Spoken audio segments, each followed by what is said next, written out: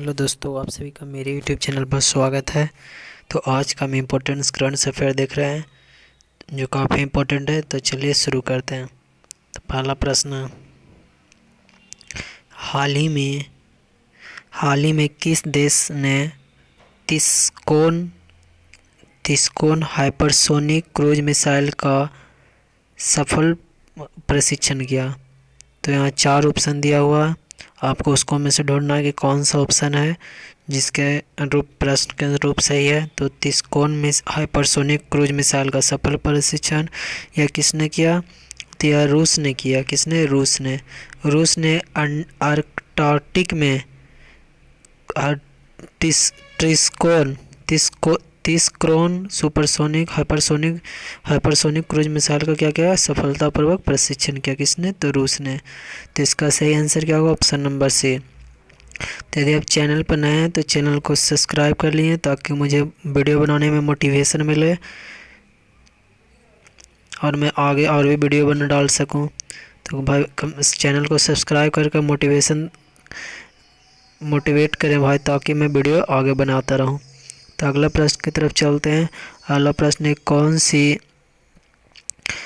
अगले प्रश्न की तरफ चलते हैं कि कौन राज्य सरकार फुटबॉल किवंती के बारे में। तो चलिए आगे प्रश्न हम देखते हैं।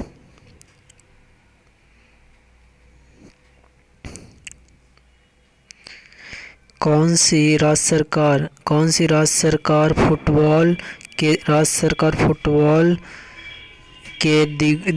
दिग्गज डिएगो माराडोना का जीवन शैली की मूर्ति स्थापित करेगा? तो किनका कौन सा जो राज्य सरकार है फुटबॉल के जो दिग्गज थे कौन थे? डिएगो माराडोना के जीवन शैली की मूर्ति स्थापित करेगी। तो यहाँ 4 ऑप्शन दिया है, आपको सही बताना है कि जो फुटबॉलर थे राज्य सरकार, यहाँ लिखा हुआ गलती से हो गया प्रिंट करने में, टाइपिंग करने में। तो राज्य सरकार फुटबॉल डिएगो माराडोना, क्या नाम है? डिएगो माराडोना की जीवन शैली की मूर्ति स्थापित करेगा। तो इसका सही आंसर क्या होगा? गोवा सरकार अगले साल की शुरुआत में क्या करेगा? उत्तर जिले के तटीय इलाके में दिग्गज अर्जेंटीना, ये कहाँ के खिलाड़ी है? अर्जेंटीना फुटबॉल खिलाड़ी कौन है? डिएगो माराडोना की आदमकदा प्रतिमा स्थापित करेगा। क्या? आदमकदा प्रतिमा स्थापित गोवा सरकार द्वारा किया जाएगा, जो अर्जेंटीना फुटबॉल खिलाड़ी डिएगो माराडोना है। तब हम अगले प्रश्न की तरफ बढ़ते हैं। अगला प्रश्न हमारा है कि ब्लूमबर्ग अरबपतियों के सूचकांक के अनुसार मुकेश अंबानी को किस स्थान मिला? तो ब्लूमबर्ग के अनुसार जो अरबपतियों की सूची में मुकेश अंबानी को कौन सा स्थान मिला, आपको ये बताना है। 4 ऑप्शन दिया, आपको सही ऑप्शन बताना है। यदि आपको पता है तो कमेंट बॉक्स में बता सकते हैं। तो इसका सही आंसर होगा ऑप्शन नंबर ए 10। क्या? 10वां नंबर मिला। तो अगले प्रश्न की तरफ हम चलते हैं। अगला प्रश्न हमारा है कि किस मंत्री ने 5 राज्यों में नेफेड कहानी एफपीओ कार्यक्रम शुरू किया? 5 राज्यों में नेफेड का हनी एफपीओ कार्यक्रम शुरू किया। तो यह किसने किया? तो यह जो किया गया कार्य कृषि मंत्री नरेंद्र सिंह तोमर ने। किसने? कृषि मंत्री नरेंद्र सिंह तोमर ने नेफेड का हनी एफपीओ प्रोग्राम को 5 राज्यों में क्या किया गया? लॉन्च किया गया, जिसे नेफेड की मदद से स्थापित किया। किसकी मदद से स्थापित किया? तो ये नेफेड की मदद से स्थापित किया। किसने किया? तो कृषि मंत्री जो नरेंद्र सिंह तोमर है उन्होंने किए। तो हम अगले प्रश्न की तरफ बढ़ते हैं। अगला प्रश्न है कि अगला प्रश्न देखते हैं। अगला प्रश्न, किस मंत्री ने भारत के संविधान में चित्रण और सुलेख नामक संविधान पर वृत्त चित्र जारी की? तो किन के द्वारा किए गए, किस मंत्री के द्वारा? आपको 4 ऑप्शन दिया हुआ है, आपको सही ऑप्शन ढूंढना है। तो इसका सही आंसर होगा थावर चंद गहलोत के द्वारा संविधान दिवस को चिन्हित करने के लिए, किसको? संविधान दिवस को चिन्हित करने के लिए भारत के संविधान में चित्र और सुलेख को रिलीज किया, किसको? संविधान में चित्र और सुलेख को रिलीज किया किसने? थावर चंद गहलोत ने। तो अगले प्रश्न की तरफ हम बढ़ते हैं। हमारा अगला प्रश्न है कि मीट एंड एक्सपो 2020 को फिर से निवेश करने का विषय है। मीट एंड एक्सपो 2020 को फिर से निवेश करने का विषय है। आपको 4 ऑप्शन दिया, आपको इसको सही ऑप्शन ढूंढना है। तो मीट एंड एक्सपो को इसमें से सही ऑप्शन ढूंढना है। तो इसका सही ऑप्शन होगा सतत ऊर्जा संक्रमण के लिए नवाचार। क्या होता है? सतत ऊर्जा संक्रमण के लिए नवाचार। मीट एंड एक्सपो 2020 को फिर से निवेश करने का विषय क्या है? तो आरी इन्वेस्ट 2020 का विषय है कि innovation for sustainable energy transition है, जिसका उद्घाटन कौन किए थे? प्रधानमंत्री नरेंद्र मोदी ने। मीट एंड एक्सपो का उद्घाटन कौन किए थे? प्रधानमंत्री श्री नरेंद्र मोदी करेंगे उद्घाटन। तो इसका सही आंसर होगा सतत ऊर्जा संक्रमण के लिए नवाचार। तो अगले प्रश्न की तरफ चलते हैं। हमारा अगला प्रश्न है किस राज्य सरकार ने खाद्य और पोषण सुरक्षा लक्ष्यों को प्राप्त करने के लिए संयुक्त राष्ट्र विश्व खाद्य कार्यक्रम के साथ LOU पर हस्ताक्षर किए? तो यहाँ 4 ऑप्शन दिया हुआ, आपको सही ऑप्शन बताना है कि किस राज्य सरकार द्वारा किया गया खाद्य और पोषण सुरक्षा लक्ष्यों को प्राप्त करने के लिए संयुक्त राष्ट्र खाद्य कार्यक्रम के साथ LOU पर हस्ताक्षर। तो इसका सही आंसर क्या होगा? इसका सही आंसर होगा राजस्थान। राजस्थान और संयुक्त राष्ट्र विश्व खाद्य के बीच, राजस्थान और संयुक्त राष्ट्र दोनों के बीच समझौता हुआ। अगले प्रश्न की तरफ चलते हैं। हमारा अगला प्रश्न है पर्यावरण संरक्षण के क्षेत्र में विकासशील निगम के लिए किन देशों के बीच समझौते ज्ञापन पर हस्ताक्षर हुए? तो पर्यावरण संरक्षण के क्षेत्र में विकासशील निगम के लिए किन देशों के बीच समझौते के ज्ञापन पर हस्ताक्षर हुए? तो इसका आपको 4 ऑप्शन दिया, आपको सही ऑप्शन ढूंढना है। तो इसका सही ऑप्शन होगा भारत और फिनलैंड। ऑप्शन नंबर बी, जिन्होंने पर्यावरण संरक्षण और जैव विविधता संरक्षण के क्षेत्र में 2 देशों के बीच क्या हुआ? सहयोग विकसित करने के लिए, दोनों आपसी में क्या करने के लिए? सहयोग, म्यूचुअल अंडरस्टैंडिंग को बड़ा विकसित करने के लिए दोनों ने समझौते पर क्या किया? हस्ताक्षर किए। कौन कौन? तो भारत और फिनलैंड ने। ये बहुत ही इम्पोर्टेंट प्रश्न है। अगले प्रश्न की तरफ चलते हैं। 2021 में तुला क्रिप्टो करेंसी को कौन सी कंपनी लॉन्च करेगी? तो 2021 में तुला क्रिप्टो करेंसी कौन सी देश लॉन्च करेगी? कौन सी कंपनी लॉन्च करेगी? सॉरी, कौन कंपनी बताया? यहाँ 4 ऑप्शन दिया हुआ, तो इसको सही ऑप्शन बताना है। तो इसका सही आंसर क्या होगा? फेसबुक ने क्रिप्टो करेंसी तुला अगले जनवरी 2021 में लॉन्च करने की योजना बनाई है, 2021 में। अगले प्रश्न की तरफ चलते हैं हम। अगला प्रश्न है वर्ल्ड लाइन की साझेदारी में किस बैंक ने पीओ टर्मिनल पर एसएमएस पर फंक्शनलिटी लॉन्च की है? तो ये किसके द्वारा किया? एसएमएस के द्वारा फंक्शनलिटी लॉन्च किया गया। 4 ऑप्शन दिया, आपको ढूंढना है कि इसमें से किसने जो एसएमएस के द्वारा आपको किस बैंक ने पीओएस टर्मिनल पर एसएमएस पे फंक्शनलिटी लॉन्च किया? इसका सही आंसर होगा yes bank. Option number D, yes bank ने वर्ल्ड लाइन के साथ साझेदारी की। किसके साथ? वर्ल्ड लाइन के साथ साझेदारी कर पीओएस टर्मिनल पर एसएमएस वेतन द्वारा क्या करेगा? कार्य क्षमता शुरू करने का क्या घोषणा किया है, जिससे क्या कर सकते हैं? व्यापारी ग्राहक अपने संपर्क रहित दूरस्थ भुगतान स्वीकार सके, जिसके लिए क्या करेगा कि यस बैंक ने पीओएस टर्मिनल पर एसएमएस के द्वारा वेतन कार्य क्षमता का साथ साझेदारी किया। तो इसका सही आंसर होगा यस बैंक। अगले प्रश्न की तरफ हम बढ़ते हैं। अगला हमारा प्रश्न है संयुक्त व्यापार समिति की 7वीं बैठक किन देशों के बीच आयोजित की गई? यहाँ 4 ऑप्शन दिया हुआ है, आपको 4 ऑप्शन में से ढूंढना कि कौन सा ऑप्शन सही है। तो संयुक्त व्यापार समिति की 7वीं बैठक किसके बीच हुई? तो यह हुई भारत और म्यांमार के बीच में। Option A. क्या है इसका सही आंसर? ओ, जिसकी अध्यक्षता कौन किए थे? भारत के केंद्रीय वाणिज्य मंत्रालय और म्यांमार के डॉक्टर थान।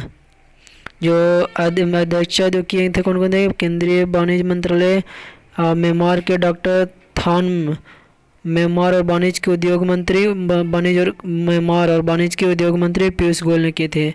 ये दोनों ने भारत के और जापान दोनों भारत और म्यांमार के बीच 7वीं बैठक का आयोजन किया गया था।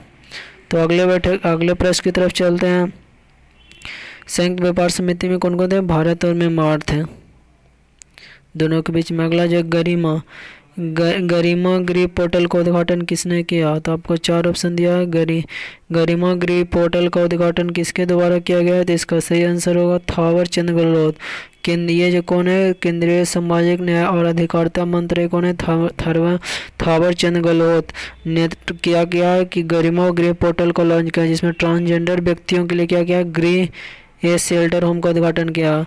गृह ट्रांसजेंडर व्यक्तियों के लिए, इसका फैक्ट है कि ट्रांसजेंडर व्यक्तियों के लिए केंद्रीय सामाजिक न्याय और अधिकारिता मंत्रालय कौन है? थावर चंद गहलोत ने गरिमा गृह पोर्टल का क्या किया? उद्घाटन किया। तो ये बहुत ही इंपॉर्टेंट प्रश्न था। तो अगले प्रश्न की तरफ हम बढ़ते हैं। हमारा अगला प्रश्न है, किस देश के प्रधानमंत्री को नोबेल शांति पुरस्कार 2021 के लिए नामित किया गया?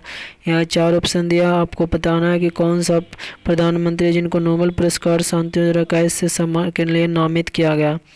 तो इसका सही आंसर होगा ऑप्शन नंबर सी। इजराइल के प्रधानमंत्री कौन है? बेंजामिन नेतन्याहू है। उनको नोबेल शांति पुरस्कार 2021 के लिए क्या किया गया? नामित किया गया। इनको नाम को बताया गया। तो अगले प्रश्न की तरफ चलते हैं। अगला प्रश्न हमारा, किस मंत्रालय ने गहरे महासागर मिशन की शुरुआत की? तो किसने की? आपको इसको बताना है।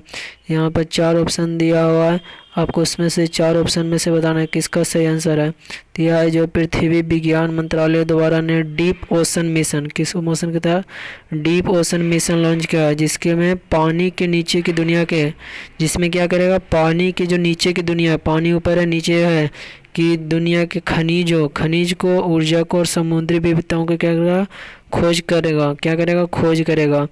तो यह पृथ्वी विज्ञान मंत्रालय द्वारा किया गया कि जो पानी के भीतर, जो समुद्र के भीतर जो पृथ्वी है उसको खोज करेगा, उसमें कितना खनिज है, ऊर्जा है, क्या है, उसको पता लगाएगा।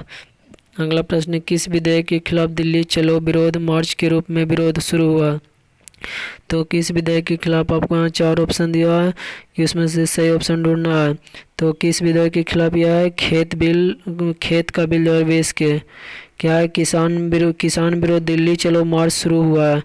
जो फार्म बिल 2020 के खिलाफ किया था, फार्म बिल 2020 के खिलाफ किसान विरोध प्रदर्शन दिल्ली चलो मार्च से शुरू हुआ। तो इसका सही आंसर होगा दिल्ली चलो विरोध मार्च का विरोध किस विधेयक से शुरू हुआ? तो खेत का बिल 2019 से 2020 से। तो ये था।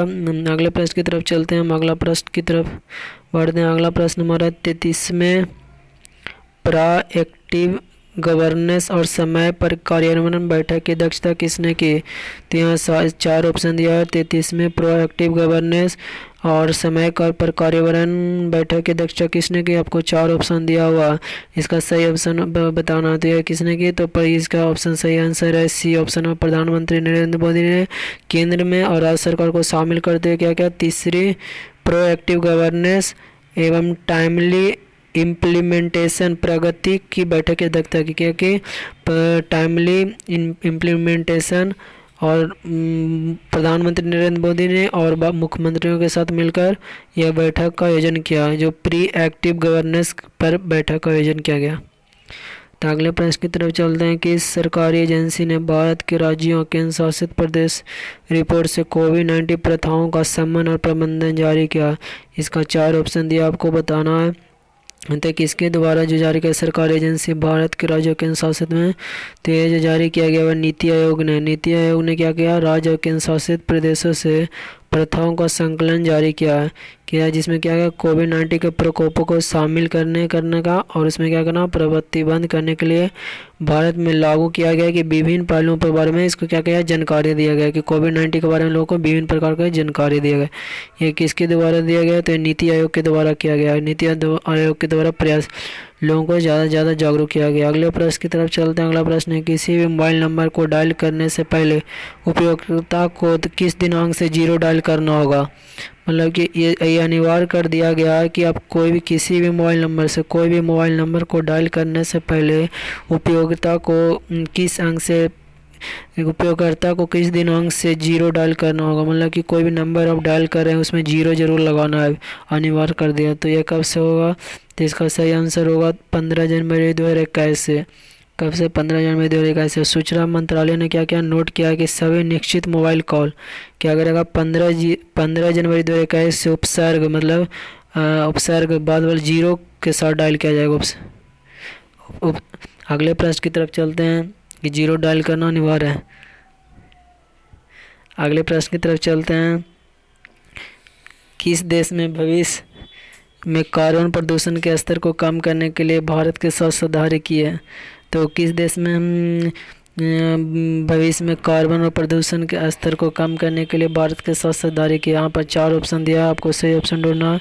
तो इसका जो इजराइल के साथ ही इसका सही answer option number C Israel ने भविष्य में कार्बन और प्रदूषण के स्तर को कम करने के लिए भारत के साथ क्या साझेदारी किया है। जो इजराइल के प्रधानमंत्री बेंजामिन नेतन्याहू ने भविष्य में कार्बन और क्या करना है प्रदूषण को कम करने के लिए इस तरह भारत के साथ साझेदारी मतलब दोनों ने संयुक्त रूप से साझेदारी की है।